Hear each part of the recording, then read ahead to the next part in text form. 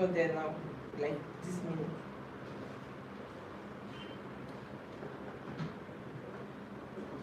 And there's no patient waiting because I sent the patients to you.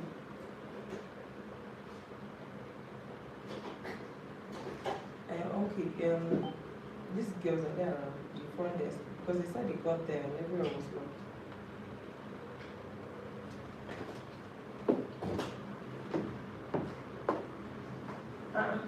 Everybody's around. I don't want to. Let me call them and tell them that it's very easy.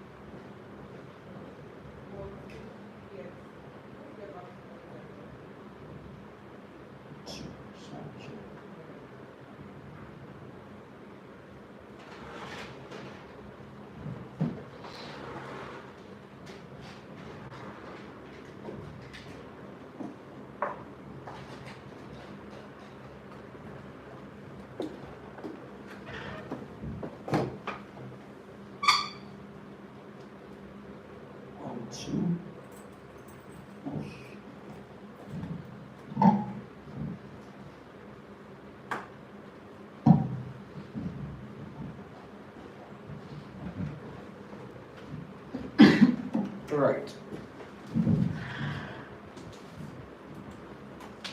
Good morning. Sorry, we are starting late. So let's look at what reading test is all about today. We would have taken some practice tests on the listening test today, but I would love us to have that on Friday. We are going to have sort of mock test that would comprise the 4 areas. So let's see how much of the reading test we can grab today. Alright, so the reading test is the aspect of the IELTS test that assesses your ability to read information and provide missing answers from what you've read. The reading test lasts for 60 minutes, which is an hour. So within this 60 minutes period, you are supposed to read the whole content, that's passages, and then provide the answers to the questions asked. You are going to answer 40 questions. Each question carries a mark, and then, of course, you are meant to complete both the reading and answering the questions within the 60 minutes period. There is no extra time that will be given for you to transfer your answers at the end of the 60 minutes period. Okay, so for reading test, I usually advise people you should begin your reading test just the way relay race is conducted. You have to start on the fastest pace. Don't delay for any reason. Any second you waste in reading test will affect your chances of completing your reading. Unless or except you have over time built the reading habit and culture. Right? For those of us who do not have reading habits or reading culture, it may be a little bit of a hassle for you to complete your reading test unless you begin to practice intensively to master the skill beforehand. Now, the reading test, you are going to have 3 different sections, and then a lot of people feel that you should go through the easy part, which is usually section 1. So you're meant to go through section 1 first, scoop in as much as you can, and then proceed to the other sections. Because the levels of difficulties vary. As you increase or as you proceed or progress in the different sections, you would notice that the level of difficulty will keep increasing gradually. But of course, the one that is most challenging is usually the section 3. So this is where you'll be required to put in a lot of time. And the time allocation for the 3 sections will always be the section A. Section 1, you are meant to spend 17 minutes. Then the second section, you are meant to spend, for the second section, you are meant to spend 20 minutes. Then the last section, you are expected to spend 23 minutes. So overall, you are to have 60 minutes in all. Okay, so let's look at this. You are to spend 17 minutes on the first section, which is perceived to be the easiest part, right? Then, here, the level of difficulty increases or jacks up a little bit.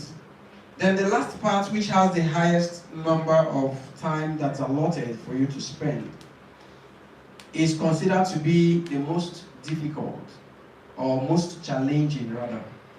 Now, if you want to face this guy first, before going to the easy part, you are indirectly shooting yourself in the foot. Because each question carries equal mark. So you are to concentrate on the parts. You are advised strongly to begin from the section that you feel it's easier for you to scoop in as much as the marks you can as possible, and you are a lot more sure of the accuracies of your answers, right? So go for it. Then it will also help you to manage your time.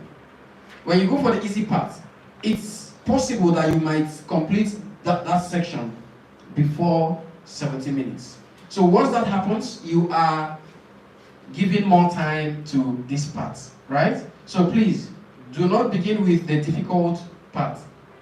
It is a little risky. So go for the part that's easier. Another way to go about your reading test is understanding the topics in reading test. If you understand the topics in reading test, it will be easy for you to treat questions based on the different topics. The topic you are very comfortable and confident about, the topic you're conversant with, it's easier for you to treat questions under that topic. Then you move over to the next topics. But the only risk taking your reading test according to topics is the chances of misplacing your answers. That's the only risk. If not, Your time management is very good if you treat reading questions according to topics. You manage your time very well. The accuracies of your answers will be high as well. And the chances of completing your reading test as a whole is very much high as well. So let's begin by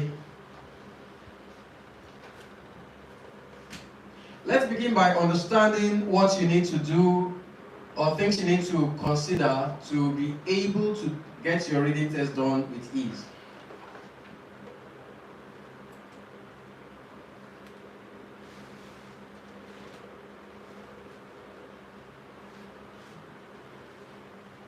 And that reminds me, I've marked your essays, so I'll be giving your answers to you today.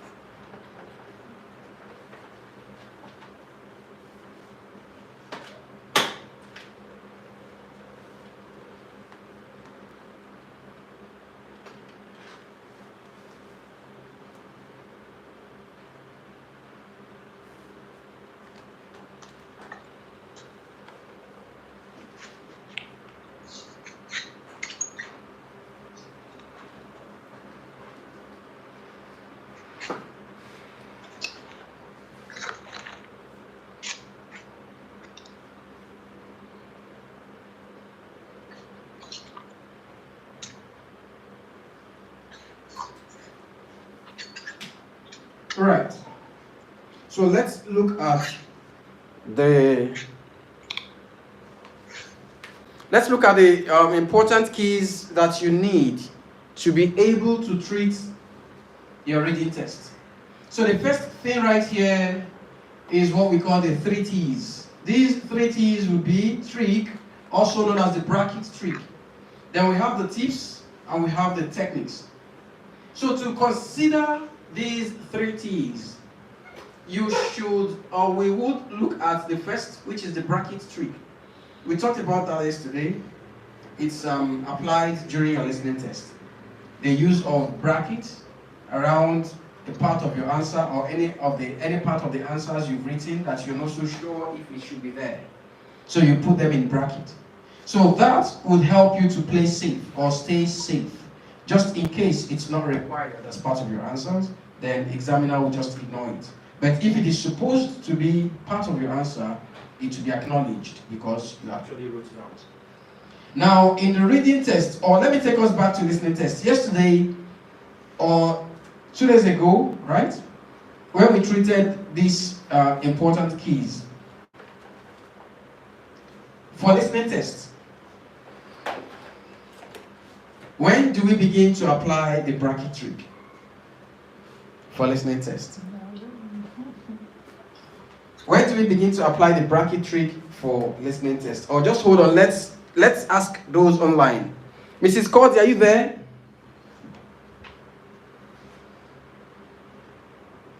Mrs. Cordy, are you there?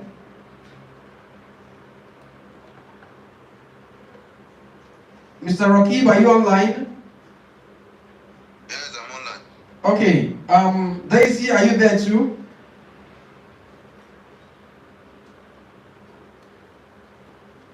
All right. let's find out from those online. Where do we begin to apply the bracket trick? Oh, they are all online. When do we begin to apply the bracket trick when you are treating the listening test? Under what category of instructions do we begin to apply the bracket trick? Mr. Rakib. When we have no more than 2 words or 3 words. Alright, when it says no more than 2 words or no more than 3 words. Daisy, are you there?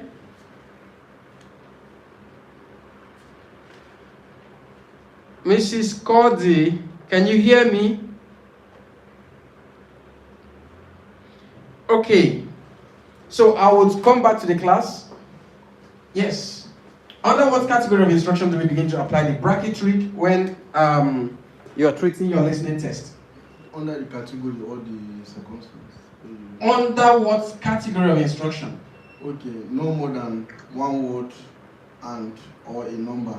Correct. Don't go further. Under categories that say no more than 1 word, that's when we begin to apply the bracket trick. Right? Please give to Dr. Sylvia. Please, under no more than 1 word and or a number during your listening test, when or what do you consider while applying the bracket trick? When it says no more than 1 word and or a number, what do you consider?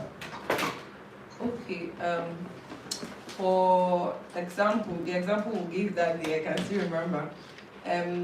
When you don't hear clearly what the examiner asked, the question that was asked, maybe for example, next, that was what we used that day. You can put the S in bracket to play safe, that's to be safe, because you're not sure if it's next, singular or plural. Right. So that's when we'll Thank start you. applying. But you didn't hit what I wanted to hear. But you really tried. Please give to madam. Please, what do you consider when you apply the bracket trick around a word under no more than 1 word and or a number? What do you consider? What are you trying to make provisions for?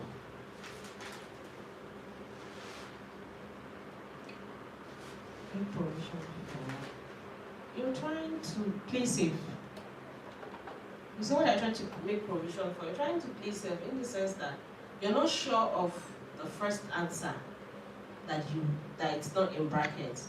So the one inside the bracket could be. We're talking about 1 word. Okay, 1 word. Just 1 word. What are you trying to make provision for? Okay, if the word is singular or plural. Thank you. Simple. You are trying to make provision in case the word is expected to be in a singular form, or if it's supposed to be in a plural.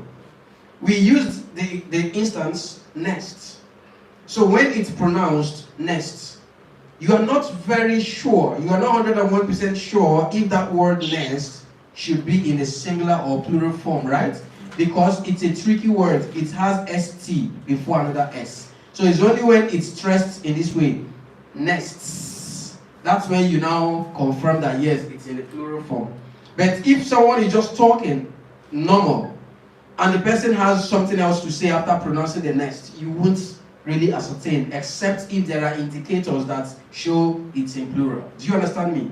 So the bracket trick under no more than 1 word and or a number is considering or making provisions for singular or plural. Now let's come back to what we have on the board. Now to apply the bracket trick under the reading test, of course we know that by default, the correct application of the bracket trick must be based on what? Instruction, right? So right here, for reading test, it says no more than 2 words and or a number. We're not starting with no more than 1 word. You don't apply the bracket trick under 1 word sections in reading test. You don't apply the bracket trick. And the reason is very simple. Why do you need to just ignore the bracket trick when you are treating no more than 1 word and or a number? The reason is this. when you are reading, your reading text is composed in passages, right? And every passage is composed in paragraphs. Is that correct? Every paragraph is composed in what? Sentences. And of course, every sentence has what? Words. Right? So, if you are treating no more than one word and or a number, are you writing a sentence as your answer? What are you writing? A word. A word. Now, that word you are to pick from the passage is very perfect in the context that word is used. I don't know if you understand what I mean. If a word is used in a sentence, that word is perfect in the form. So you do not need to consider whether to put the S you are seeing in brackets.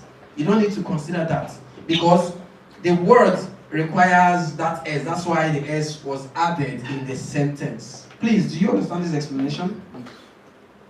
So there is no such thing as considering if the word should have singular or plural. If that word should be in the singular form, that word will be used in that sentence as plural, as singular rather. Do you understand?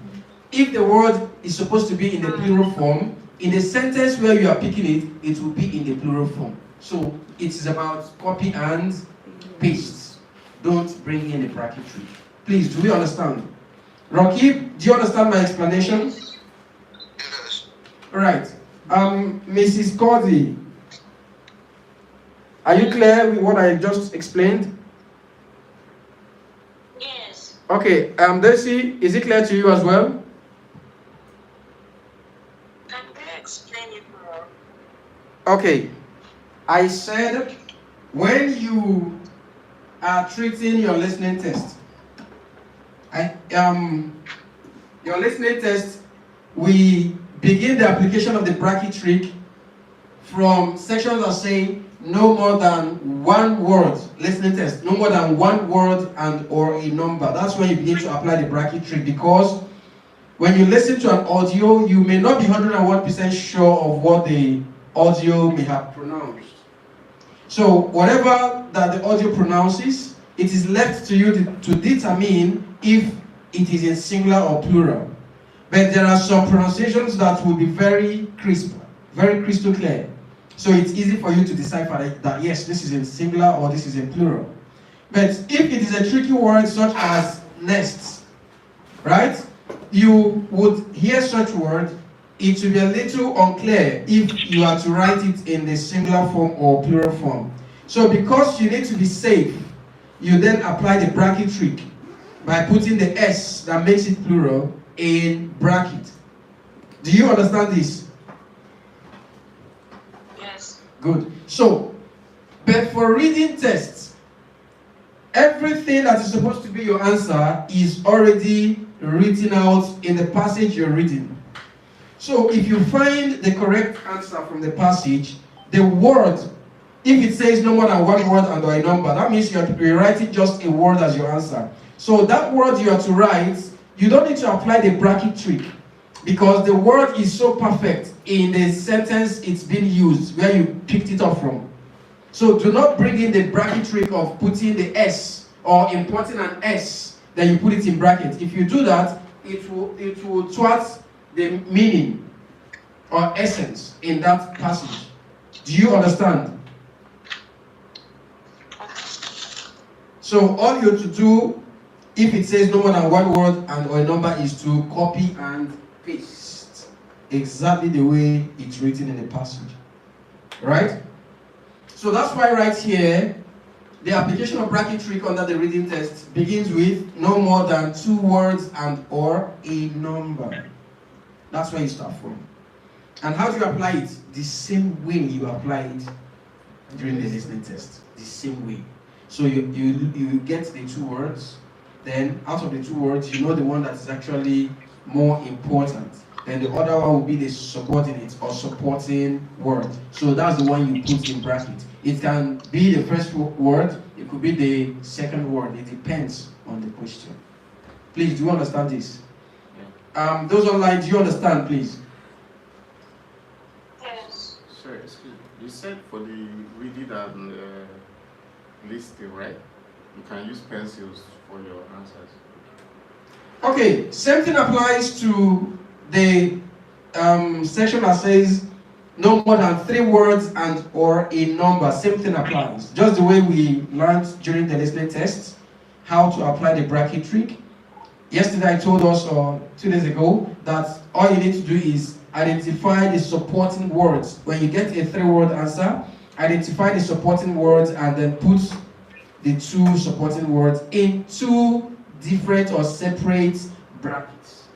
Don't put 2 words in 1 bracket. If you do that, automatically the 2 words will be annulled.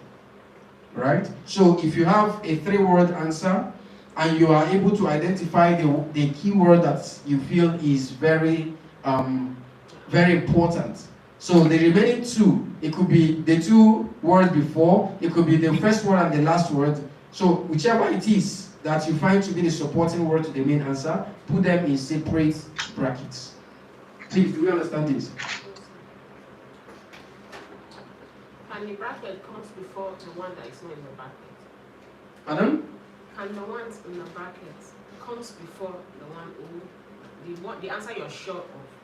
And it comes after the bracket. Yeah, I said that. I said it could be anywhere. It could be, the bracket can be the first word before the middle, which is the main answer, then the second word, the third word will also be in bracket. It could also be that the first 2 words will be put in bracket, then the last word is the main word. It could be that the first word is the main word, the remaining 2 in bracket. So it depends. It is the question that determines what you should consider as the main answer. So we shall move very quickly to tips.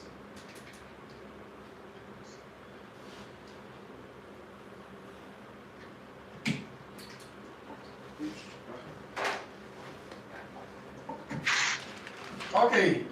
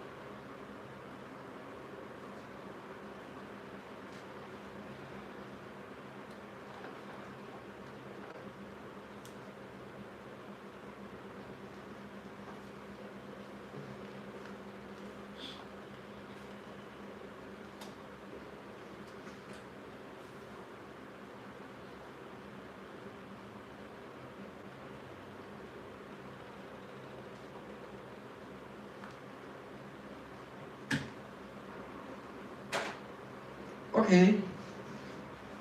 Right here on the board we have 2 tips which we are going to actually consider. So the first tip right here says, read the instruction for each section carefully before attempting any question. Read the instruction for each section carefully before attempting any question. So what does this mean? This tip is telling you to please read instructions. Don't always rush to begin to answer questions. Read the instructions to understand a number of things that you must adhere to, so your answer will be correct. So what are some of those things? 1, reading instruction will help you to understand if your answer should be in 1 word, or 2 words, or 3 words. Do you understand this? So you don't misfire ignorantly, right? Another thing is, reading instruction during your reading test will help you to know if you're to write A or B or C and not the words written by those letters. Because most of us, during your first experience, instead of writing the alphabets, you are busy copying what is written against the alphabets. And of course, if an examiner picks up your answer paper, they won't have the time to start tracing if this thing is for A or B or C. So it makes the marking very easy for them. So please, reading instruction will help you to know. Reading instruction will help you to also know if you're to pick any 2 or any 2 correct letters from the list of options given. So you know that yes, the 2 or the 3 letters cover maybe 3 different questions, right? Reading instructions also would help you to know if your answer should be in the Roman numerals. The I, the IV, the VVI, and all of that. It will help you. So if you are not careful, instead of writing the Roman numerals, you'd end up writing ABC or something that's abstract. And of course, your answers will be incorrect. Right? Furthermore, reading the instructions during your reading test will help you to know if you are to match headings to paragraphs. Right? So if you are supposed to match headings, it will be written clearly. Match each of the following paragraphs with the appropriate headings. So that will help you to know. And for you to match headings, you are not to start copying the headings. You have to write the either letter, alphabet, or the Roman numerals that each of those headings represents. Do you understand this? Also, reading instructions will help you to know if you are to fill in missing information as a form of sentence completion. So you may be required to fill in missing information from the passage you've read. So please, it is very important to read instructions before you begin attempting any of the questions. Second tip right here says Q's plus P plus Q equal A. So what does the Q's mean? Questions. So by implication, your reading test is supposed to begin with you reading the questions under that particular section you want to treat. Read the questions first. And when you're reading the questions first, you have to read each question only once. Do not read more than once because your brain by default will pick interest in a particular one. And once the brain picks interest in a particular question, you will cram that question. And once you cram it, when you go reading the passage, you are reading basically to get the answer for the one in your head. So that means to get the remaining answers, you need to go back to the passage to now read. And you don't have such time in reading test. So what do you do? Okay, I just said, when you want to begin your reading test, of course you must have read the instructions to know what you're supposed to do. Then secondly, you are strongly advised to begin by reading the questions under that particular section you're treating. So it's possible you may have 4 questions under that section. You may have 5 questions or 6 questions. So you have to read those 5 or 4 or 6 questions. Now, each question you have to read, you are strongly advised to read it, but only once. So you don't cram a particular question and it then becomes what will propel your reading. Right? So you have to read each question once. So what do you do when you're reading each question once? You have to identify the keywords in the question, in each question. Identify it. If you're doing the computer-based test, you have to highlight. If you're doing the paper-based test, you have to use your pencil or pen and circle or apply a square or a rectangle or apply an underline on those keywords. What are you doing when you do that? You are telling your brain to store these words and identify them. Because when you go to read the passage, those are the words that the passage will paraphrase. There will be words that will give you clues to getting your answers. Please, those online, did you understand or do you understand what I've just explained? Yes. Alright. Yes. Okay. So when you are reading each question under that particular section, use your pencil to underline the keywords you're seeing. So that when you go to the passage to read proper, as you read the passage, P here means passage. So after reading each question and identifying the keywords in them, you then go to the passage to read. So as you read the passage, you would begin to realize, your brain will prick you to the fact that, oh yes, I saw something about this information in one of the questions. So you will use your pencil and underline that part on your question paper. Keep underlining when you're reading. Keep underlining. There is no reward for neat question paper. If you decide to make your question paper, decide to leave it neat, because examiners will retrieve everything from you. You won't leave the hall with any of their documents. Both the questions, the question papers, and the answer sheets will be retrieved from you. Now, whatever you write on the question paper does not count and does not affect you. So if using the question paper effectively will help you to get your answers right, why don't you use them? If you feel you want to leave it very neat, it will still add to your mark. They will not say, okay, it's a neat question paper, let's give it use a lie. They only mark based on what you have written out on your answer sheet. So you need to use your pencil, do a lot of underlining, do a lot of circling, do a lot of highlighting, just to help you as your prompters when you now go back to get the answers to questions. So when you have read the questions and underlined the keywords, you go to the passage. As you read, you're underlining information that you feel are relating to those questions those words in the questions you've underlined. Then at the end of reading the whole passage, you then go back to the questions. But at this point, you're now taking it one question at a time. So you read question 1, for instance, then you go to the passage. When you go to the passage, what do? You now scan through those highlighted or underlined areas, because those are your potential answers. So you scan through those highlighted areas in the passage and you get your answer. Please, do we understand? Those online, do you have any question or confusion?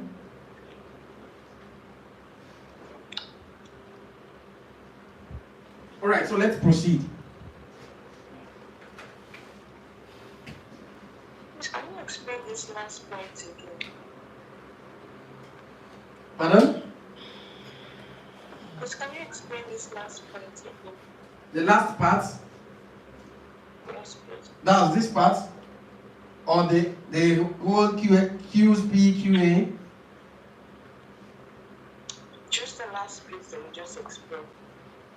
Okay, I said, once you've read the questions and underlined the keywords in the questions,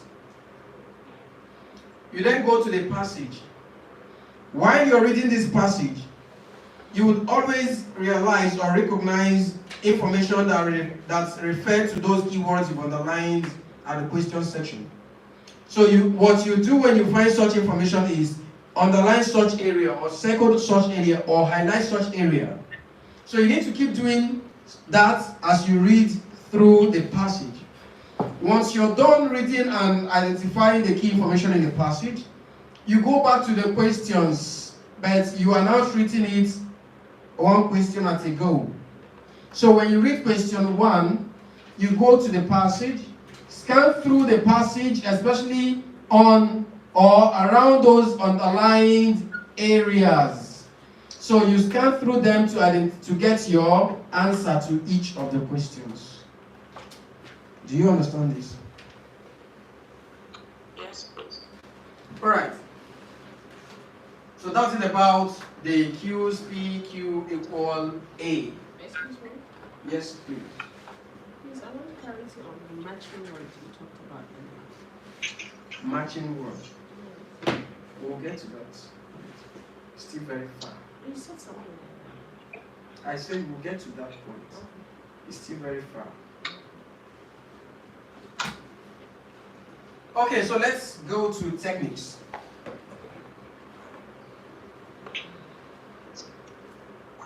Matilda, you're no longer the one doing that. You have graduated.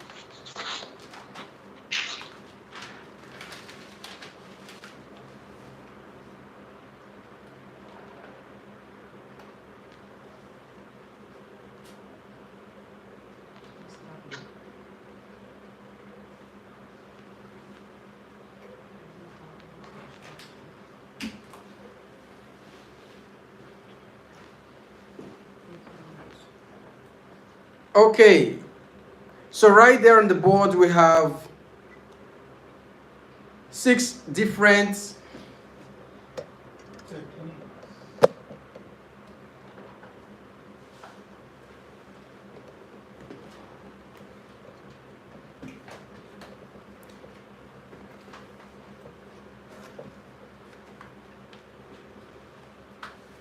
So we have 6 different techniques.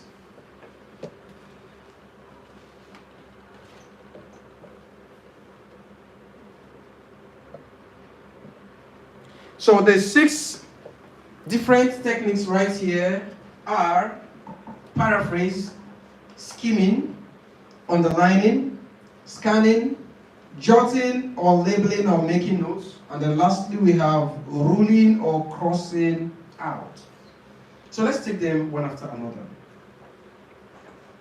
For reading tests, you will still find paraphrasing.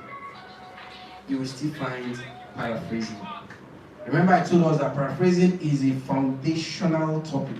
It's so rudimental that it comes in every section of the IELTS test. So paraphrasing in IELTS reading test is even so advanced because they deal a lot more with vocabularies. If you are finding vocabularies a little challenging, reading tests will be difficult to locate answers. Because they don't use the words you have read in the passage to ask you questions. And the questions are so tricky in a way that the answer may be something you will look at, you won't consider to be something that makes sense in that context.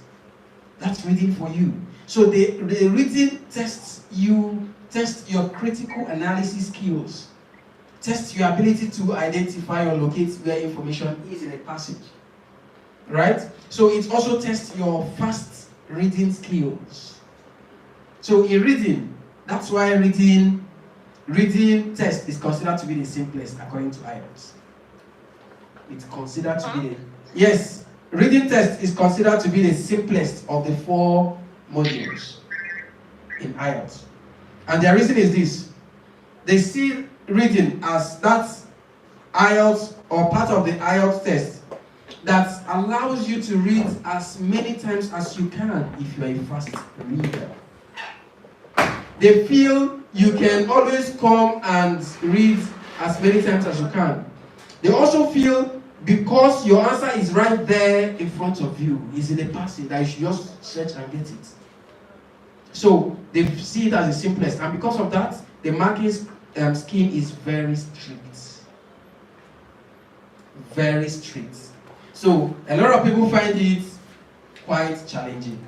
And when you don't do so well in reading test, you find out that it will drop the overall band score. Right? Now, how do they consider listening? They say you are multitasking during your listening test. They feel you are listening, you are reading, and you're writing at the same time. And that's why the marking scheme is a little lenient. If you score 30 in listening test, it could give you around 6.0 or 6.5. But listening in 30 in reading test will be giving you around 5.5. So you can see the difference. So please, your reading test is quite demanding. You need to put in a lot of effort. Then, let's look at how paraphrasing comes in during your reading test. You will read the questions. When you're reading the questions, what are you supposed to do? You can't remember? When you're reading the questions, you mark or underline or highlight the keywords. Now, why do you need to do that? So when you find the paraphrased version in the passage, you will recognize that this is actually referring to that keyword. But if you don't do that, you don't know what you're reading for. If you don't know if you don't identify the keywords in each question, you don't know what you're reading for. You just be reading and be enjoying the story or information you're getting from the passage. So when it's time to go get the answers, you will start from the beginning to search. Right? And you don't have such time A reading test. Reading test is that aspect of the IELTS test that the time runs faster than normal.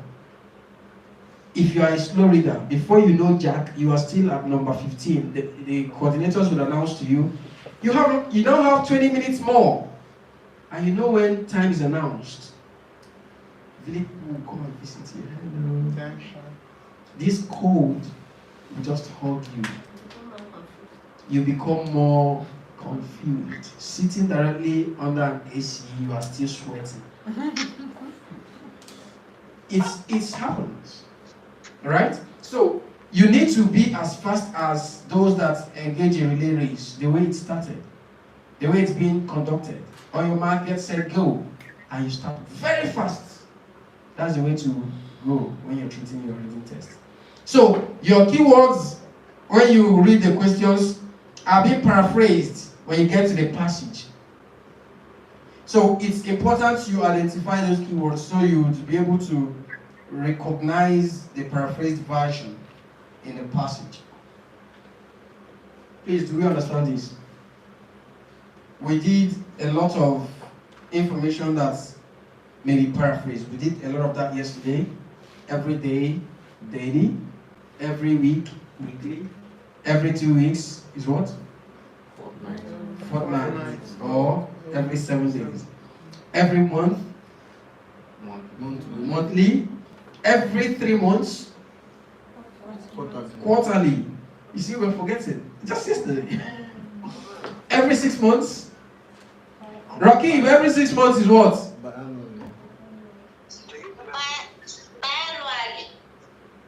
Pardon? Biannually. Did you say biannually? Yes, biannually. Please spell it. BIANN. That's correct. But please, there is hyphen in between. Yes. Good. So it's Okay, sorry, I didn't put the I. yes, biannually. There has to be a slight pause. Biannually. Then every year, yearly or annually. Don't write per annum. Then every 2 years. I'm hearing different pronunciation. Hold on. Let's talk to the mic now. I'll start. This is where I found it. Every 2 years. By pronunciation, please. Every 2 years is pronounced as what? Yeah. Let her pronounce. Bite my mic. Bite the mic. All right. Mr. Jiba, please, what is it? You have the mic. Biannually. Pardon? Biannually. Biannually. Let's give to Mr. Gosier. How do you pronounce 2 years? Biannually. Biannually. Ma'am, how do you pronounce 2 years? Biannually. You already know it. How do you pronounce 2 years? Oh yeah, give us that word. No, I'm confused. Okay, just pronounce it. Biannually. Biannually. Rakib, how do we pronounce 2 years? Biannually. Biannually. Is that Is it 2 words? It's silent. It's not 2 words. It's the same word. Okay, Mrs. Cody, how do you pronounce 2 years? Biannually. Pardon? Biannually. I like the way you are linking the I and the E. Biannually. All right, Daisy, how do you pronounce 2 years? Biannually. No, 2 years. Oh, 2 years.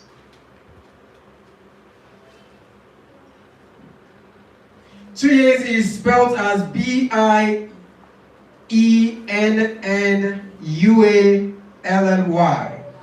So it's pronounced, most of us got it correctly, biannually. Biannually. Biannually. Right? So it's not by leave that 2 vowel sounds, together would blend, right?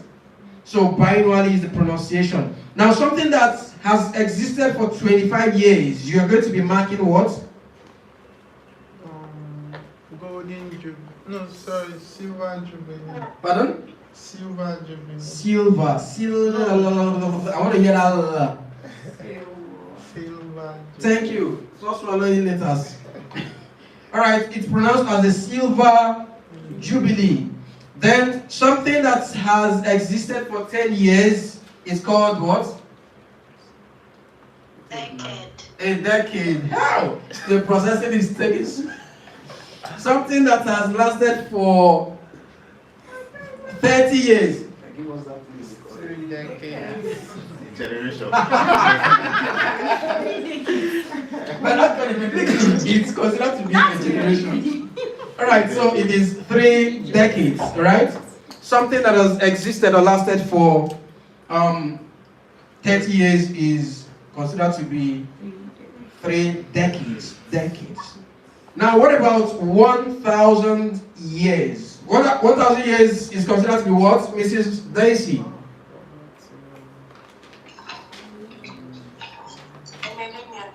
A what? Millennial. Millennial is the plural form of the word I'm asking. I'm hoping to hear from you. You just pronounced thousands of years. So I'm talking about just 1,000. No. All right. Again? Yes, this is correct. A millennium. Millennium. Did you get the correct spelling yesterday? Do you know the spelling of millennium? No, that's wrong. Add one more N. So you have double L and double N. Alright, so that's correct. Millennium. Right? Now, hundreds of years is called what? A century. Centuries. Right? Centuries. Hundreds. Hundreds. Then thousands of years would be what? Millennial. Millennial. Right? Something that involved about 25. About 25. 25. About 25. Something that involved about 25. Maybe 25 houses got destroyed by the slide. We know slide, right? A natural disaster that comes like mud. Bomb blast yesterday. Where? Ibadan. Are you serious? But it's not 25 now. NTA did not say it, it's on Twitter. Because even on channel 7, you see. Alright. 25. After 2 days, they will sleep. Something that something that affected or involved about 25 can be expressed or paraphrased to be what? Nearly 2 dozens. Nearly 25. Nearly 2 dozens. Nearly 2 dozens. But 2 dozens is not It's 24. more than. That's why I Good. said nearly. So about 25 doesn't mean exactly 25. So it's nearly 25. Is nearly 2 dozens. You give us your That's age. 24. Yes, plus you can correct one. that. Now add on here. Hmm? Now, please, when you are reading, every word they use in their question, please don't ignore them. Each of those words is alive. They are representing something. So in a passage, you may not see the words expressed in that way, but in a different way. So you need to read critically what that word stands for. So you'll be able to locate the answer, please. How is it nearly 2 dozen? Okay, about could be within.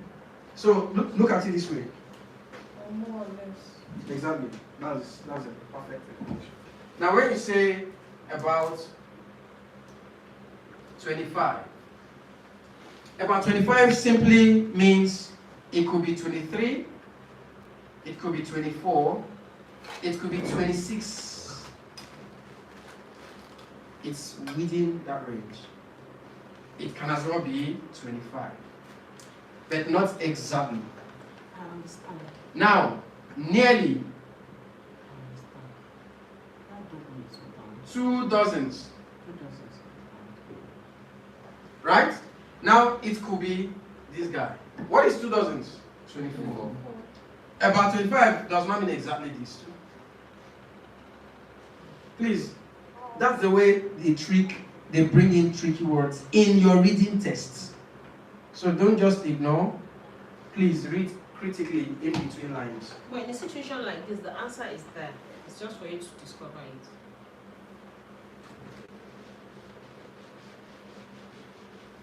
Okay. Now, one more question. Something that involved 20 individuals. Maybe there was an incident, maybe an accident that got 20 people injured. So how will you express that? It's called individuals. A score of individuals. Yeah, that's right. It's called persons. It's called individuals. It's It's called perfect. individuals. That's involved in a ghastly Massive. accident. Right? So please, always remember these things. Then, in the paraphrase we did yesterday, we also learned how the paraphrasing moved from words to figures. You will see the same thing in your reading test. You will see it. You will read the passage. Maybe some information will be expressed in percentage, in figures. Then when you go to the question, you see that those percentage or words are now being considered in spellings or any other form they want to use. So when you see such, please refer back. Dr. Sylvia, where is your mind now?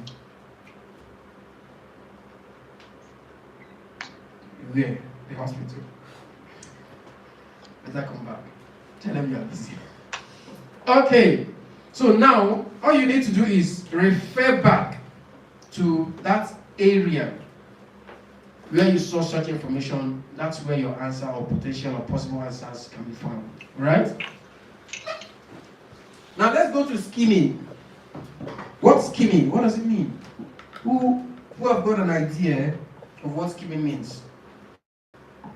Skimming is a situation whereby you are not directly reading, but you are looking out for particular words to pick from the passage. I put it to you that you have defined scanning. Plotting. Mr. Rakib. Mr. Rakib, what's skimming?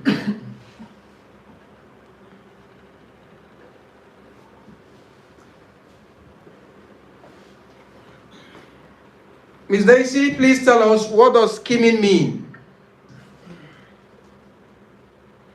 Mrs. Cody, how can you explain skimming? I will say that it's fast reading without understanding. Fast reading without understanding. You have just put us in a state of balablu. We are currently experiencing bulaba right here. Alright? So, skimming is actually a fast reading technique. But in skimming, you are reading for two things or reasons. One, to complete the reading within the time you're supposed to, and to have a grasp of what you have read.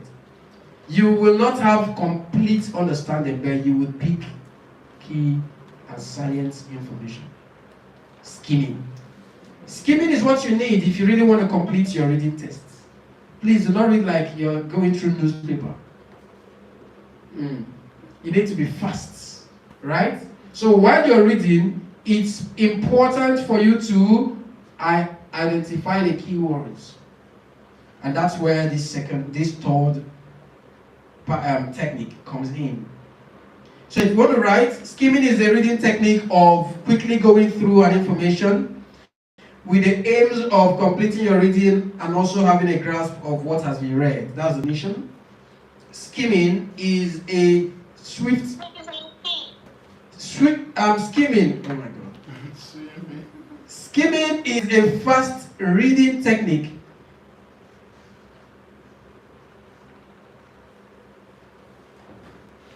that's applied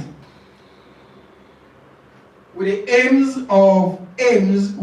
aims of completing your reading within the time frame and also having a grasp of what has been read.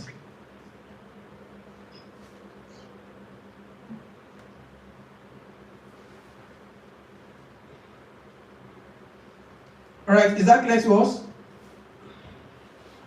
So in skimming, please, you have to read in between lines at very fast pace. Very fast pace. So while you're reading in between lines, you should focus or you should pay a lot of attention on major information. So you'll be able to underline. So and that will take us to underlining. What does underlining mean? So please, can I ask you? Scanning not supposed to come before. Not really. That will be the next. So in the questions, we can identify the keywords, and in the passage, we can. You will identify the information that relates or that will be referring to those keywords you underlined in the question section. Okay. So in a nutshell, I can underline in the question and also in the passage. Okay. Use your question paper as much as you can Okay. for your own good. Right? There is no special mark for needs question paper.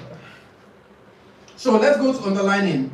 Underlining is the practice of ruling under words, phrases, or sentences that you find to be potential answers to questions.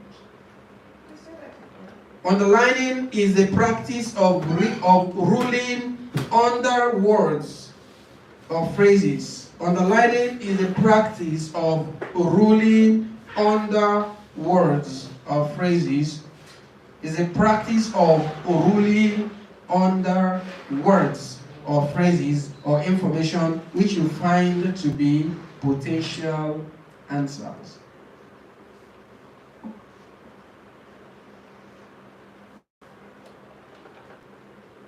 Potential answers. Yes, please. Underlining is a reading technique of ruling under words or phrases or sentences that you find to be potential answers. So, what do you really underline when you're reading? What do you need to underline? Because it's not everything you see, you just keep underlining. So you're to underline nouns. Nouns will include naming words. So it could be name of a place. It could be name of a disease or virus being talked about. It could be name of an invention. It could be name of a researcher. It could be name of an innovation. It could be name of a virus or disease that's being talked about in a passage. Do you understand? So you have to underline nouns as you read. You are also meant to underline quantities. Quantities. Now, quantities would include the number of people or number of things.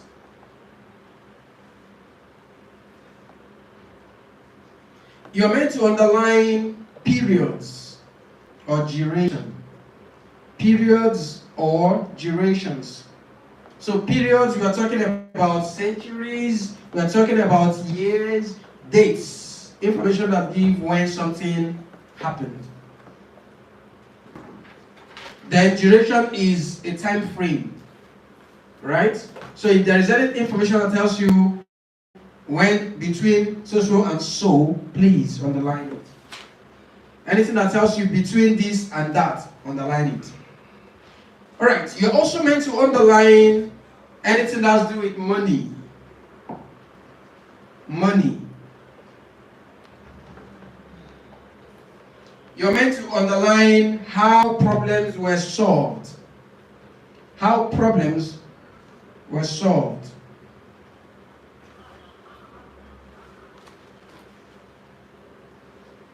You are also meant to underline philosophies and ideologies.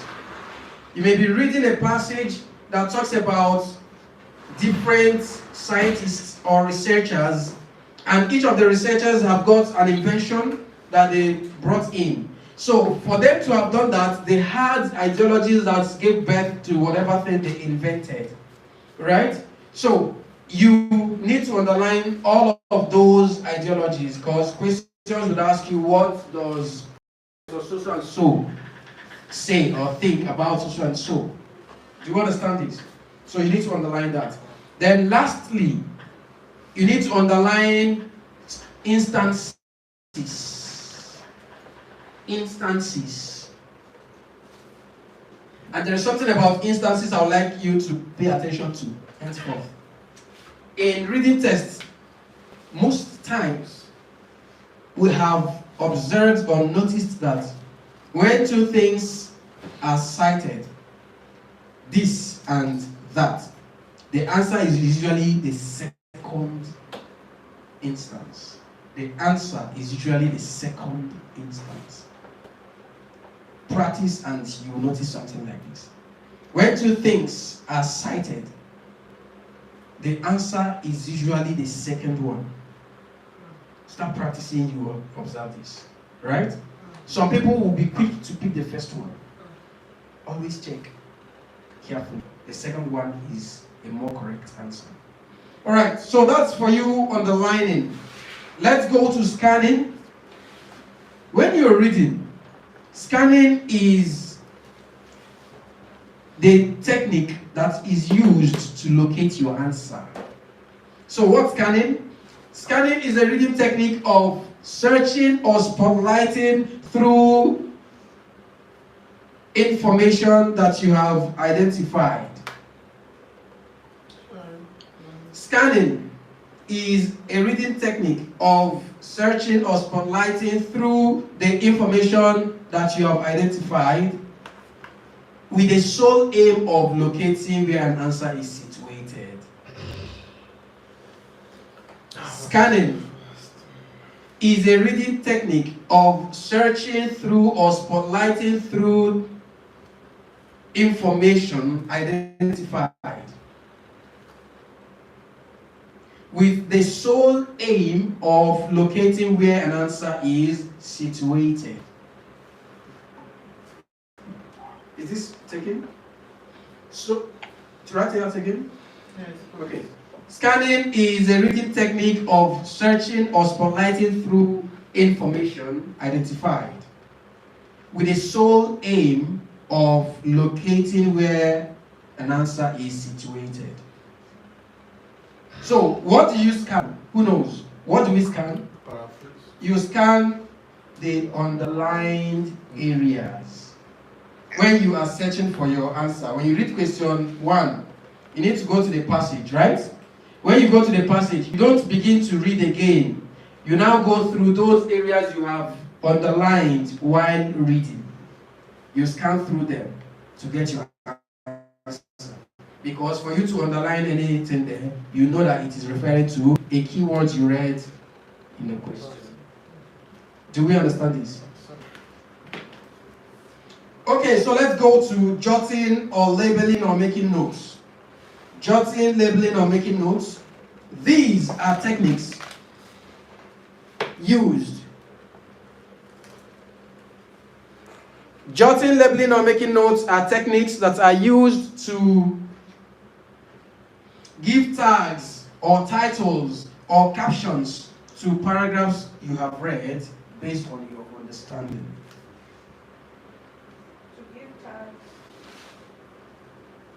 Jotting, labeling, or making notes are reading techniques used to give tags, titles, captions to paragraphs read based on your understanding. Jotting, labeling, or making notes are reading techniques used to give tags, titles, or captions to paragraphs read based on your understanding. Now look at how it works. When you go through a passage, of course, passages will be composed in paragraphs, right? So when you go through each paragraph, especially paragraphs that are labeled A, B, C, D, paragraph A, paragraph B, those paragraphs, you need to apply these guys, any of them. So when you read paragraph A, for instance, there is a basic information that paragraph is trying to pass across. So in your own words, just write it beside it. Do you understand this? When you read a paragraph, Paraphrase the word. no. In your own, yeah, not Most times, paragraph 1 is introduction. most times. It depends. It depends. If it is matching headings, it's not introduction. It's on its own. So if you're reading a paragraph, there is a major paragraph that it's talking about. Sorry, there's a major information that paragraph is trying to pass across. So when you read that paragraph and you have an understanding of what that paragraph is all about, so you are giving a little caption or title to that paragraph in your own words. Let's say, for instance, you read a paragraph and it says, towards the end of the 18th century, a lot of people complained bitterly about their inability to meet up with their appointments. And this was because of the poor conditions of means of transportation that they had then. It could only convey 20 persons and it traveled for about 8 hours. That means if you miss the first and second coaches, you will most likely miss your appointment. The invention of Tula in the early 19th century by a group of researchers led by Dr. Daru. The invention brought about a holistic review of the previous transport system they had, and they factored in a more accommodating transport system that had a faster movement. And this could convey about 30 passengers and was able to get to their destination within an hour 30 minutes. It was quite a fast means of transport. A lot of people keyed into it, although it was a little pricey compared to the previous, but they really preferred it because everyone was able to meet up with their appointment. What caption will you give to this paragraph? Problem and solution. Problem and solution. Advancement in transportation. Advancement in transportation. Evolution of transportation. Revolution of transportation. Do you understand what labeling means? Yes. You give it a name. Okay. For me, I'll give it the newest means of transport or the fastest means of transport as of there, right? So these are things you want to just give tag.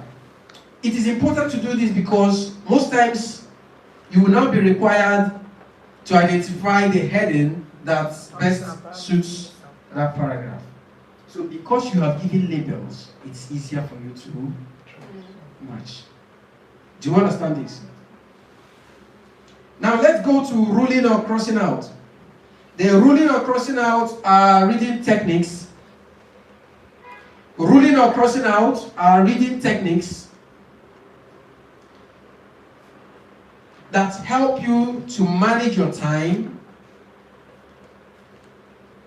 and also reduce your areas of search for answers.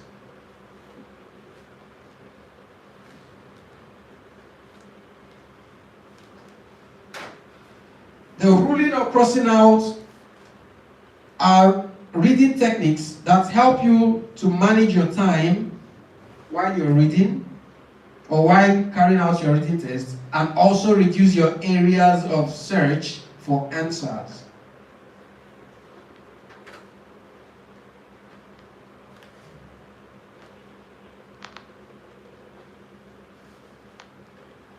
Okay.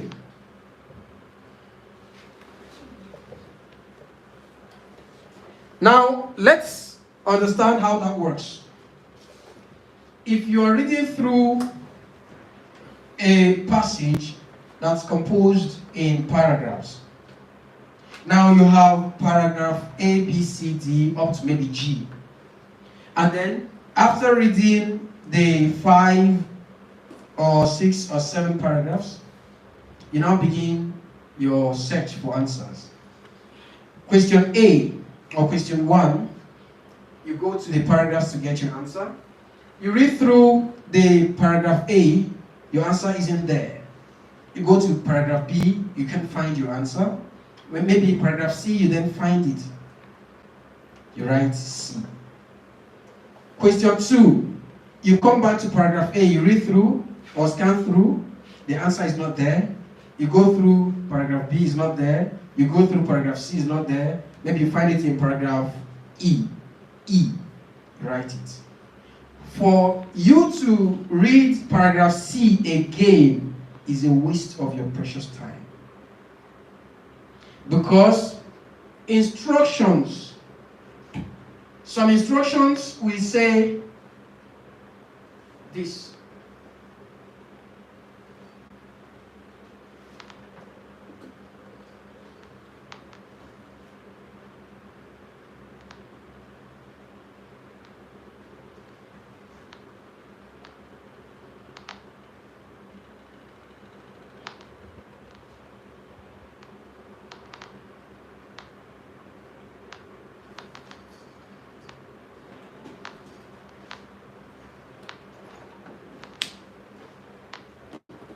Okay, when you see an instruction that says NB, NB means what?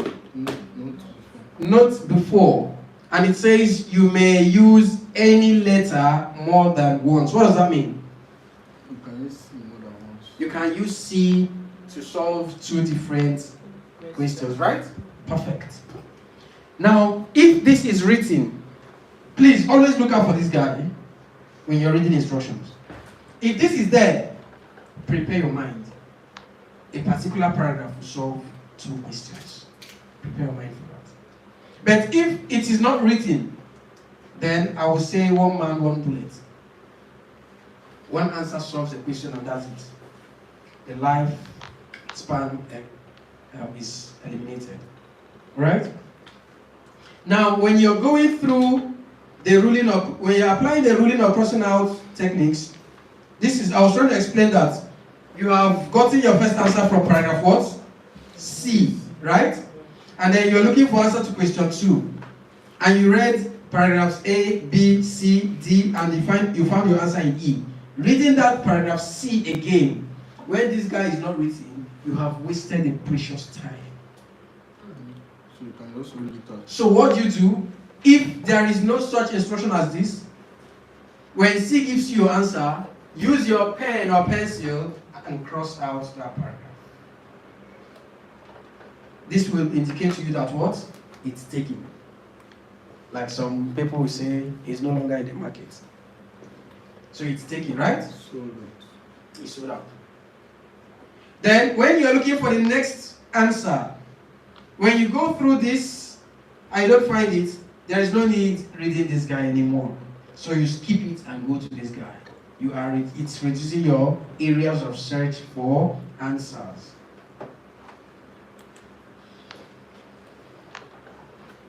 Okay, for the last section, that's section 3, there's matching answers to the paragraphs. It's a bit difficult for me, maybe I've not practiced a lot for reading, but if you match out let's say this alphabet C or the question is ESC and the answer wasn't correct, what would you do? I don't know if you get my question. Yes, but you are the person that picked it before you marked. Yes. I don't know. So it's not cast in stone. If like I put C, and maybe I assume that was my answer, right? Yeah. And then I went to another question and you now feel that C is more related to that. The next one you know, because that section is quite difficult. Maybe because I'm not practiced, like I said. But if you rule it out, you will not have to. You will know the answer. That means you start failing a lot of questions. Okay, thank you so much. Maybe because of lack of practice. Yes, that's a good observation actually. first, let me begin by saying, for me to have picked A, it means I saw that the information I'm looking for is in A, right? So I feel is a more suitable option for it. Then I go for another question, and I notice that A is even more suitable for it. Is that correct? Yeah. And there is nothing saying you may use a letter more than once. It's supposed to be just one letter and it's gone. Right. So what I'm going to do at this point, I will simply erase. You need to just erase it. Erase it and then give your new and more correct answer. There is nobody is compelling you that. It's not like the words that you play that once you play it, you can't take it again. It's not that way. You always go for what you feel is. Are we assuming that once there is no this MB, you may use any letter more than once as an instruction? The letter or paragraph. Once it's not there, you can only Yes. use once. But if it's there, you can use. Once this instruction is there, it means the letter that is allotted to a paragraph. It means in that paragraph, there is high possibility that two answers will come from it. Do you understand this? If it says you may use any letter more than once, how does it work? You're going to be having different paragraphs. So this is paragraph A. This is paragraph B. This is paragraph C, right? So you may use any letter more than once means answer to question 21 may be B. Answer to question 24 may still be B. Do you understand this? That means this B is giving you answers to different questions. But if there is no such instruction that you may use any letter more than once, it is one answer to a question and that particular paragraph is gone. Not that it's terminated for life, it could still solve another guided composition extracted from the main passage. When you are solving a main paragraph or passage, after that passage, there will be an extraction, a small passage of its own, but extracted from the main passage. Do you understand me? So you may still get your answer for that particular site from B. The way IELTS examiners are crafted, the possibility of, even when there is no MB, this instruction, the possibility of having an answer of that paragraph A, the next question is also there. Yes, but no, IELTS is not like that. Okay. They will always tell you, they will give you a clue. They will. They are not enchanting anybody. They will give you a clue about how you should go solving the particular section you're treating. It all bounce back to the instruction. Pardon? It all bounce back to the instruction. Yes, please. Yes. Please, it's important. Read instructions. But sorry, saying if this MB is not there, that means no need using one paragraph to solve two questions. No, it doesn't work. They will always tell you this. It should not be there. They always tell you that. But you know, it's better. No. Because let me tell you. Wait, let me tell you. You read once to solve two questions. When you see that question, you will realize I saw it in B. You go there, it's there. It's confusing. I prefer this more confusing. Yeah. If you solve one, let that one is gone. Okay, so that's it. So ruling or crossing out helps you to manage your time and also reduce your areas of search for answers. So if B is taken, you just have to apply the crossing out. So this would indicate to me that B is taken. So when I'm searching for any other answer, if I read through this paragraph and I don't find my answer, automatically I'm coming down to C. Do you understand? So if C gives me an answer and I cross it out, it means I'm left with A. So it's a time management technique and it also helps you to reduce your areas of search for answers. Alright, so these are the different keys that you need to apply when you are taking on your reading test. So next we shall go through the different topics that you come across in reading. This is where the main job is, right?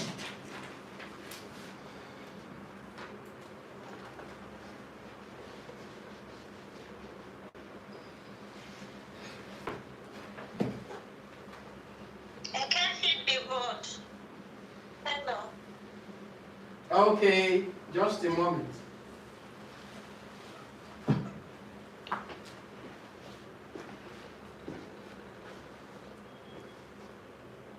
Oops. So I've been showing them the farm.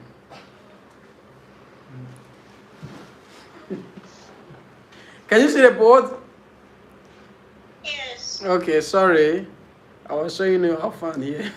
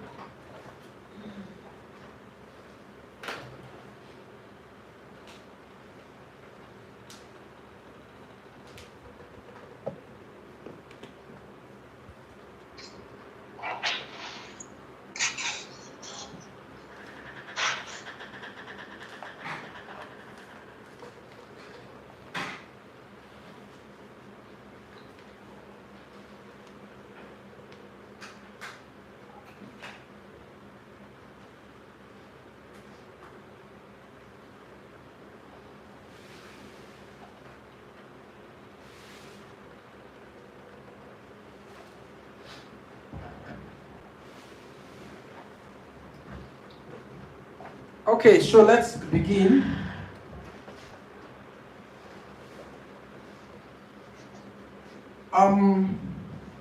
We shall begin with matching paragraphs.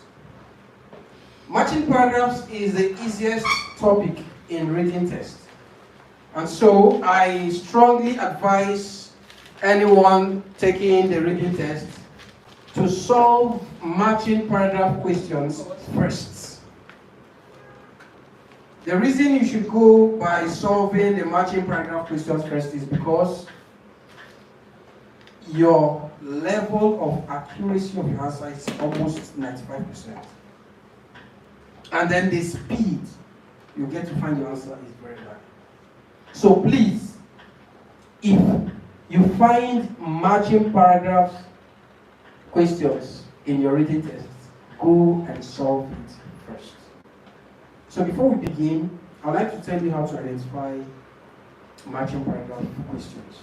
Instruction will tell you from the list of paragraphs, identify which paragraph has the following information. You will see it from the list of paragraphs. Identify which paragraph. So it means you are matching paragraphs. How do you solve matching paragraph questions?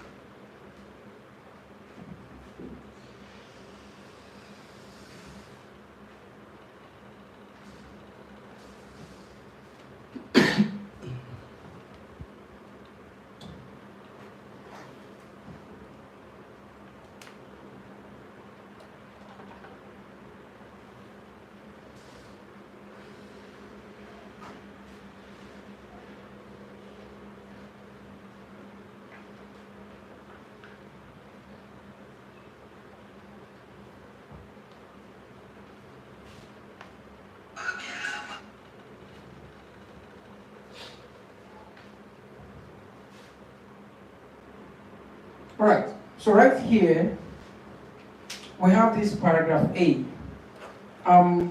Please imagine that these things here, these things I've just drawn, represent write-ups, right?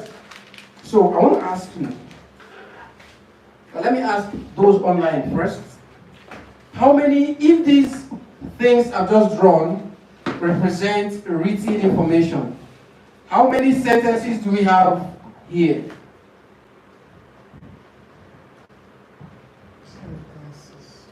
Daisy, Rakib, how many sentences do we have on the board? I mean, in that particular paragraph A. Can you see the board? Yes. Good. So how many sentences do you think we have there in paragraph A? There's only one sentence. Okay, let me explain a little bit. I said this represents paragraph A. Now, in this paragraph, we have written information in different sentences. Okay? So I said if you can assume that these things represent written information, then how many sentences do we have on here?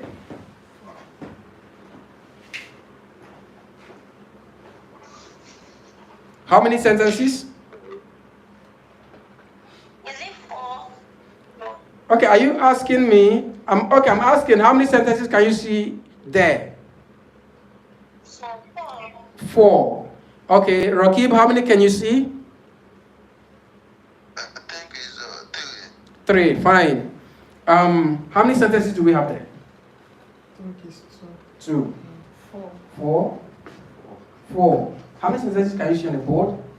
4. 4. 4. Madam? 4 or 2? 1? How many?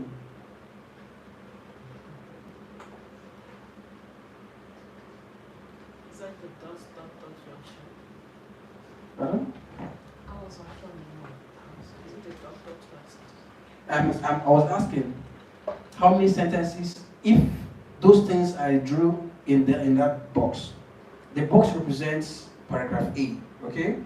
So I drew some things in the box and I said those things I've drawn there represent written information. So if you can look carefully, how many sentences do you think we have?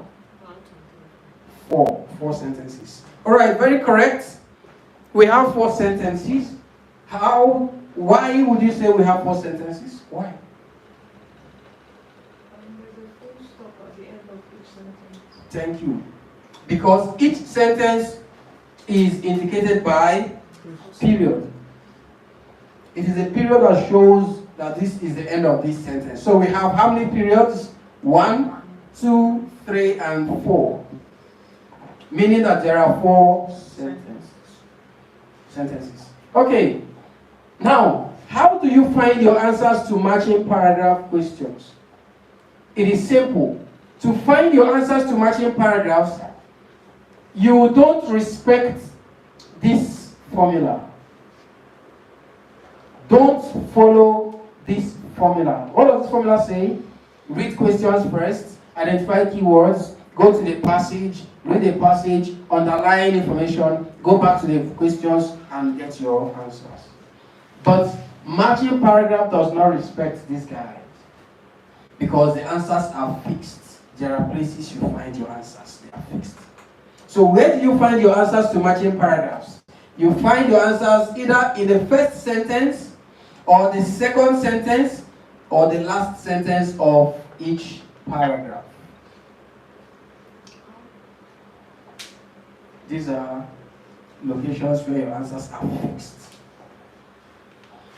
when you are solving matching paragraphs. So you don't need to read the passage or the paragraph to understand. Once you notice that it is matching paragraphs, go to the pick question 1, then go to paragraph A. Read first sentence of paragraph A. If it doesn't give you your answer, read the second sentence of that same paragraph A. If you don't find your answer, go to the last sentence of that same paragraph A. You will find your answer. But if you don't find it, go to the next paragraph. First, second, last. Do you understand this? The answers are fixed for matching paragraphs. Is this confusing? Are there always 4 sentences? No, it depends. It could even be one sentence paragraph. It's possible. Right? Because a sentence can fill up long A4 sheets. One sentence. If you know how to punctuate. It's for a particular question. Pardon? It's for one question. Yes. Do you have like a question paper that has... Yes, we are going to do a practical on this. We want to see how it works, right? So that we just have A clear picture of it. Yes, of what the matching paragraph. Alright. It is the simplest. So I tell people, go for it first. You will manage your time very effectively, and the accuracy of your answer is so high. So, what do you do? Paragraph question 1, I'll come to my paragraph A, I'll read the first sentence, but if it doesn't give me my answer, I read the second sentence, if I don't find it, I come to the last sentence. But if I don't find my answer in this paragraph after reading first, second, and last, I come down to the next paragraph. Then I'll read first, second, and last sentences. It is fixed. Very simple. Right?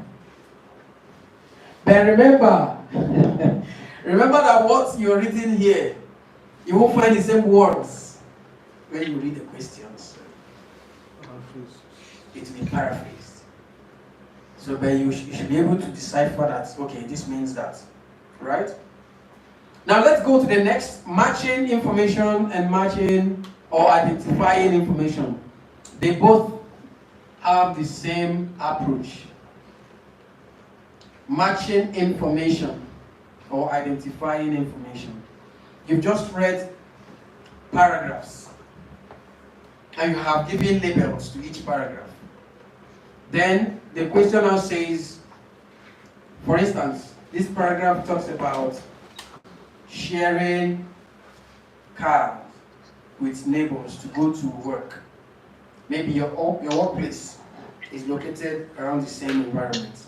So for economic purposes, you find a way of sharing cars. So today, my neighbor drives his car, I join him to the office and he brings me back home. Then tomorrow, I go. So we manage our fuel or diesel, right? Whatever you use.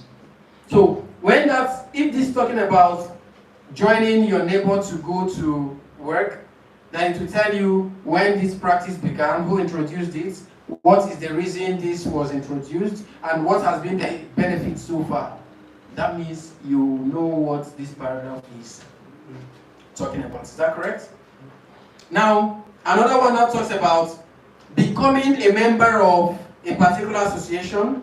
It will tell you when that association was established, how many people created or established it, then how do they enroll or admit people into the association, what should your profile look like, what are your philosophies in life, and how are you known.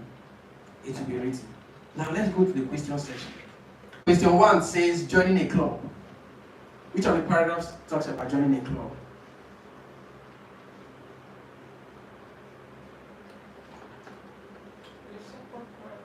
Second paragraph.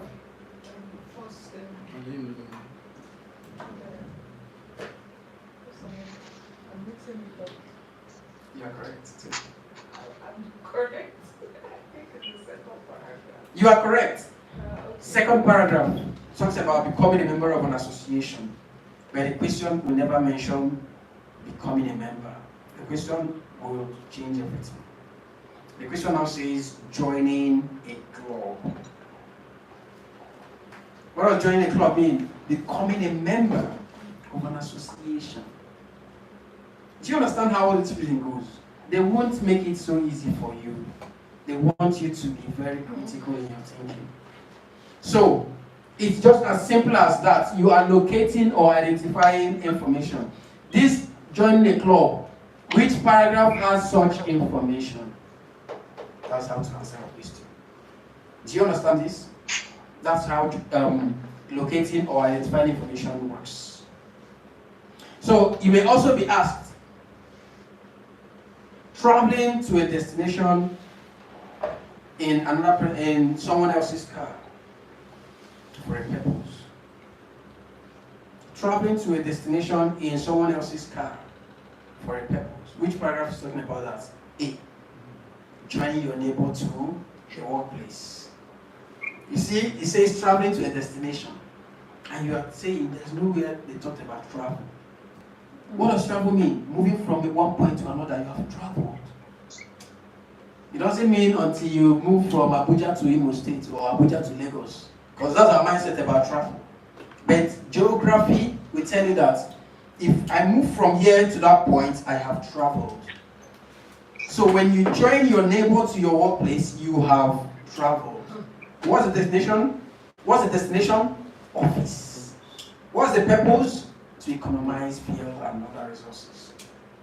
So you see how the question comes. They will summarize the paragraph with words that you don't get to see in the paragraph. And they'll give you words that are ambiguous, words that will make you think of something else. Right? So please, always be ready for IELTS. So, identifying or locating information works in this way. So when you are given paragraphs to read, when you're done reading the paragraphs, the questions will now provide certain information and you'll be required to identify the paragraph that has or talks about each of those information. Do you understand this? Now let's go to short answers. Short answers and summary answers are very synonymous. So in IELTS, short answers require you to show or give very precise answer from the passage. Let's say, for instance, if you're reading a passage and it says the government is willing to offer between $10,000 to $25,000 to anyone that has the information about who contaminated their product. The government is willing to offer between $20,000 to $25,000 to anyone with information about the person that contaminated their product. This is in a passage. Question: how much? What's the highest amount the government is willing to offer anyone with information about the contaminants?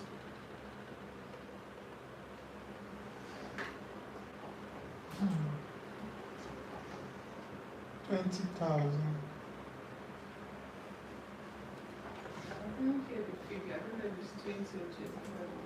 I'm going to take this again. The government is willing to offer between $20,000 to $25,000 to anyone with information about who contaminated the product. Is this clear? Now the question, short or summary answer, very direct. What's the highest amount the government is willing to give to anyone with information about? $25,000. Do you understand this? $25,000. So do not write 20 to 25,000. You'll be wrong.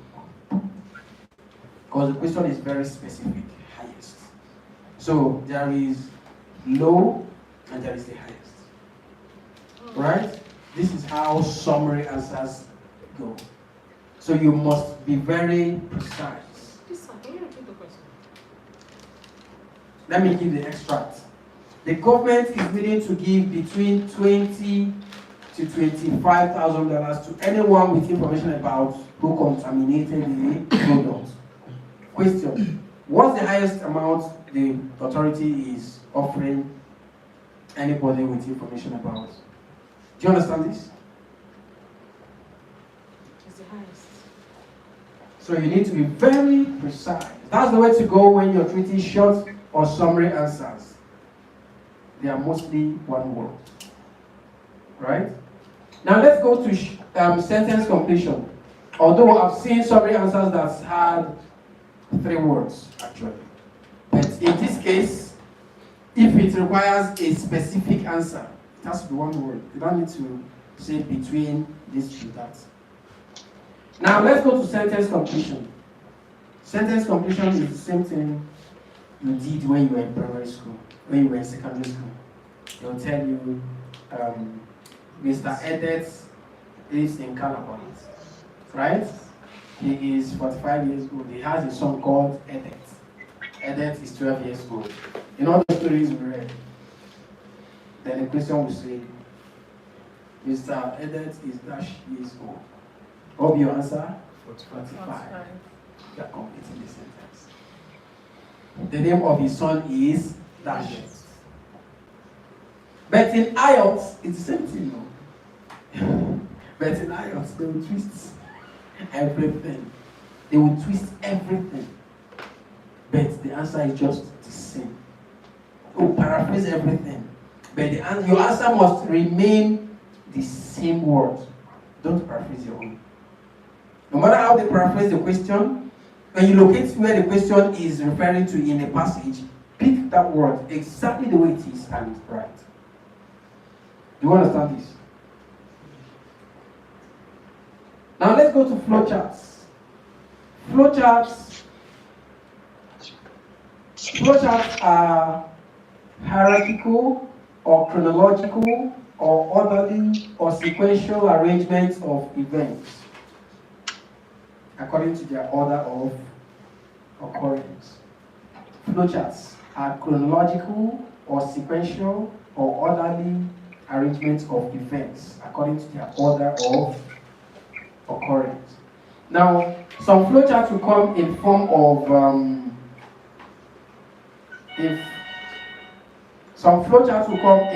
of what we call. There is this diagram. The name keeps coming and going. The diagram will tell you how something begins. The next thing that comes, it's called process diagram. Process diagram. The process diagram is this diagram that tells you the starting point of a particular activity, the different stage, the next, and the final stage. That's the way flowcharts work. Now in flowcharts, everything will be written in a passage, well detailed and structured. But when it comes to answering the question, they may now represent that passage in the form of a diagram. For instance, information will talk about the country that has the cleanest drinkable water. Which country is that?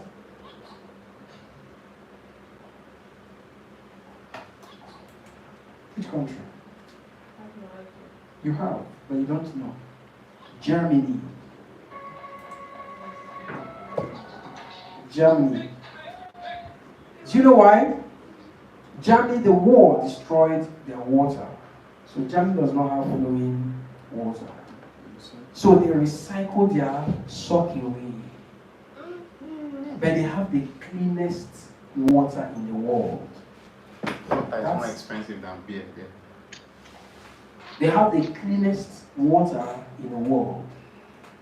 Germany, in fact, recently, not recently per se, they have created a machine that converts air to water.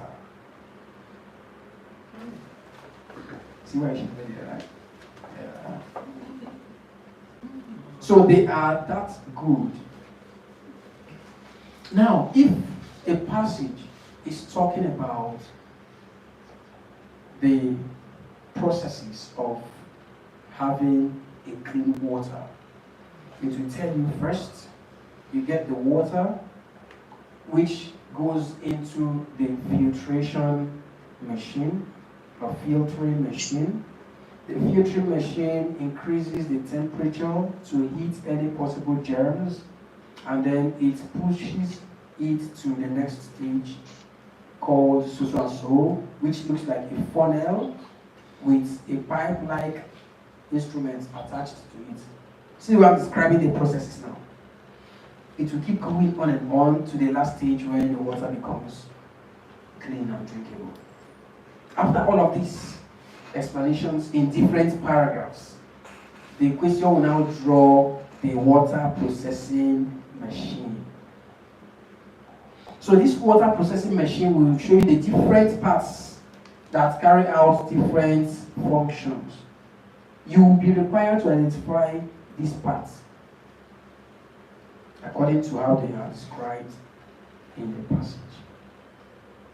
So when you see the part that looks like this,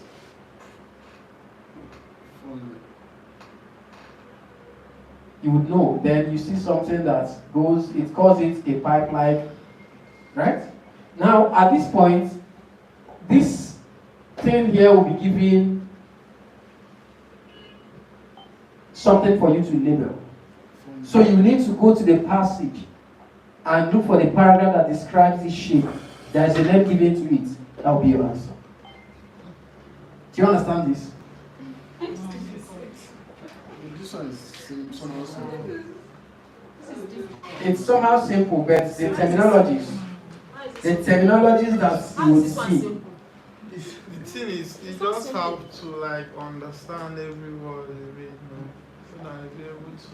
Sylvia, what's going on? Another scenario would be you reading a passage that talks about the evolution of man. I don't know how many of us read that story in GSS 2 and GSS 3. Evolution of man, where man evolved from Homo habilis. From water first. Okay, from water. A living organism that got tired of staying in water. Oh. Then came on land. Okay. Bullshit. From then. In fact, you're watching National Geographic. That is actually the beginning. Primary school. In fact, no, there are different myths about that. After that one, before different myths. The Yorubas. Only apes that me I know about. Yes, before the apes. Before the apes. How did the apes? The Yorubas have got their own myth about Bankuru. Right? A man who was drunk and then he got into something and procreated, and this person now migrated and then joined animals and different myth. Yes, so let's go to the general one. How man coexisted with animals, looked like animals in the form of apes, right? Man was considered to be quite hairy, so unkempt. Man could not identify that he was nude, right? A man ate and lived with animals. Then there was no critical thinking to produce its own food, right? So a paragraph would describe man in that condition, and there's a name for that. I think Homo habilis or something. Then Homo erectus. Man is now trying to evolve from walking like an ape. Man is now trying to bend, right? Trying to stand with the legs. Before, man would walk with the hind legs and the forearms, right? But after that stage, man tried to stand, but was still bending. And then man was still having the behavior of animal. And after that, man began to think. Man devised a burglar or spear to do what? To protect himself from attacks. And man began to think of how to make light with what? Stone. And man began to think of how to cook his food by roasting. Right? Then the next one, man wants to package. Right? The man now decided to build a little thing to defend himself from invasion, right? And also to protect himself from extreme weather condition. Man decided to get what? Hide and skin.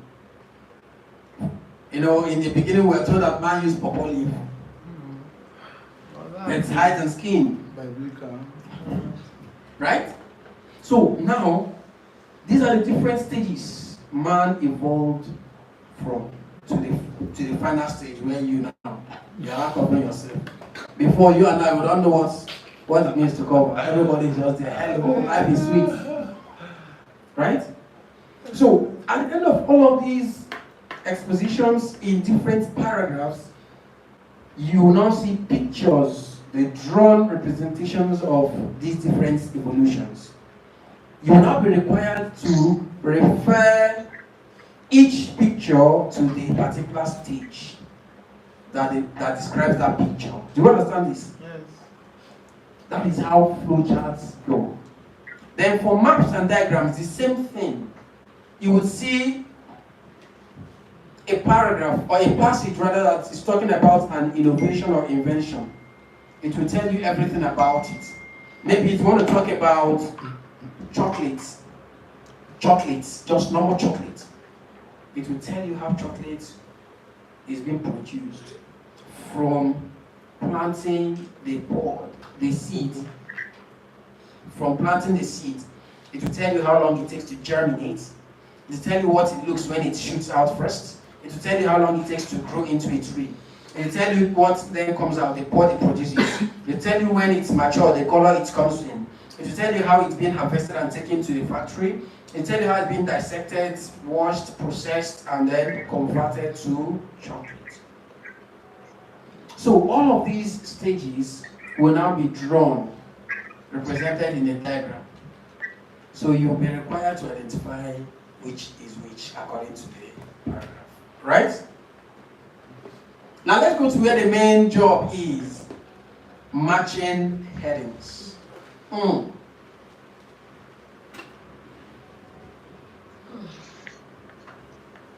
Before we go to matching headings, flowcharts and sentence completions, the answers are usually chronological.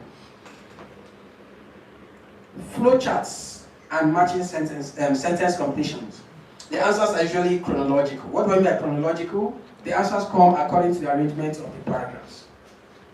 So when you read the first paragraph and you find your answer in paragraph A, your second answer, if your answer to paragraph A, if the first answer from paragraph A is gotten from the second sentence of that paragraph A, it is possible that your second answer may come from the last sentence of the same paragraph A. It's coming down, right? The third answer may come from first sentence of paragraph B, right? Or the middle part or the last part. Or sometimes they will omit an entire paragraph and go to the third paragraph.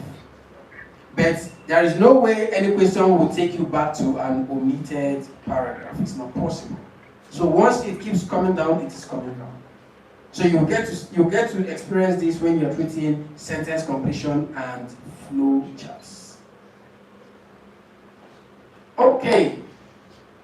Let's go to matching headings. Matching headings will require you to take these steps. For matching headings, please, you must as a matter of compulsion, take these steps. First, you need to read the instruction to identify that it is matching headings. You need to read the instruction to know how many words your answer should come. Right? You need to read the instruction to know whether you should write A or B or C. Then once you've identified that, you need to go to the questions first. Read the questions and identify the keywords. Know what you should look for when you go to the passage. Then, go to the passage. When you go to read the passage, please skim. When you skim, compose really, underline. When you underline, very important, label. Very important. I said first, you need to read. Remember, I said you need to skim. Skim means you read in between lines. For the purpose of matching headings, don't be too fast because you need to really understand for matching headings. Now, when you are reading and understanding, you need to underline key information. I've told you what to underline, right? So after underlining each paragraph, you also need to label that paragraph what you feel the paragraph is talking about. Because that will help you to actually match. So after matching, after labeling, you then go to the questions. So question 1, you scan. When you scan, then you match. And as you match, remember to cross out. Because matching paragraph passages are usually lengthy. They are quite long. So if you don't cross out, you'll be so confused to think if you have read this before. Okay. And the more you keep doing that, time is ticking away. So you need to cross out. So it's that confusion will keep reducing. You have fewer places to search for your answers. Matching paragraph does not repeat answers. It doesn't tell you notes before you may use blah blah blah. No. In fact, you might find that there are more paragraphs than the questions. There are more paragraphs than the headings you are to match. That's even where the confusion. So you say matching paragraphs only? Sorry, matching headings. I'm referring to matching headings. In matching headings, you will find out the paragraphs that you have to search for answers are more than the headings you have to match. So you need to cross out so you reduce your areas of search for answers. Please, in matching headings, there is what we call distractor in matching headings. What are distractors? Distractors are short and very concise paragraphs you will see amidst the paragraphs you're reading. Now, those concise paragraphs go straight to points. They hit the figures you are looking for. They give you very brief information that you will easily rush and pick them. They are distractors. They are not your answers. The answers are more detailed. Answers to matching headings don't come so easily. They are hidden. So you need to read carefully, identify the major information, and then label the paragraphs, then get your answer. And as you get each answer, cross it out to be able to reduce unnecessary confusions. Please, do we understand?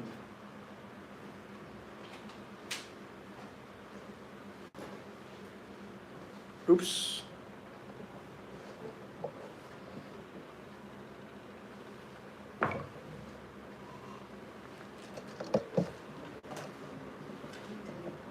Okay.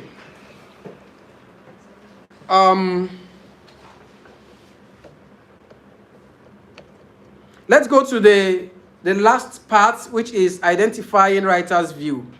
I call these the Oga Kwata Kwata of reading topics. A lot of people find it quite confusing. Now let's look at how it works. Identifying writers' views can come in two ways.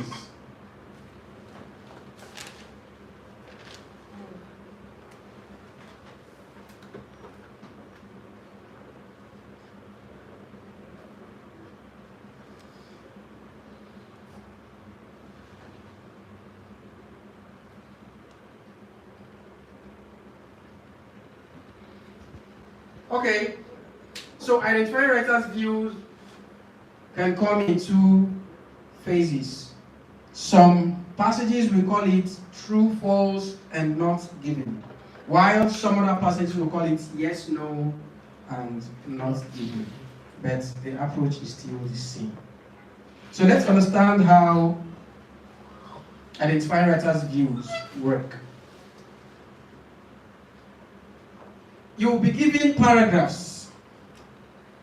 Most times the paragraphs may not be labeled A, B, C, D. They will just be there. Then you'll be given some statements at the end of the paragraphs. Now those statements are for you to ascertain whether or not they are true or false or not given. So it's meant for you to decide. Please don't be too quick to decide. You need to confirm, or else you decide wrongly. So let's understand how to decide. When can you confirm or ascertain that a statement is true? A statement can be said to be true if that statement conforms to what is written in the passage. If that statement is in consonance with what is written in the passage. If that statement is saying exactly what is in the passage. Of course, it will be paraphrased, but the same statement you will find in the paragraph or in the passage. Please, do you understand this? Now, for you to say that something is true, even if it paraphrases words written in the passage to figures at the statement section, you will still know that yes, they mean the same thing, right? So please, the best way to confirm is when you read a statement, try to locate where in the passage that statement is drawn from. Do you understand this? When you locate it, compare the statement to where it is referring to word for word. Compare word for word. That's when you can actually confirm that yes, it's true. Don't overlook any word in the statement. Don't overlook any word in the statement. Then I will also want to reiterate that when you read a statement, do not use the statement to say that it's true. Use the passage to say that that statement is true. Does this make sense? How do you When you read a statement, don't conclude by your own assertion. The passage is the blueprint. The passage is the encyclopedia that would confirm if that statement is actually true. Because the statement is your test. So don't assume that it's normal thing. It's not normal thing in IELTS. So you need to use the statement or the information in the passage to confirm that that statement is actually true. Right? Do you understand? Yes. Those online, please, are you following? Daisy, can you hear me?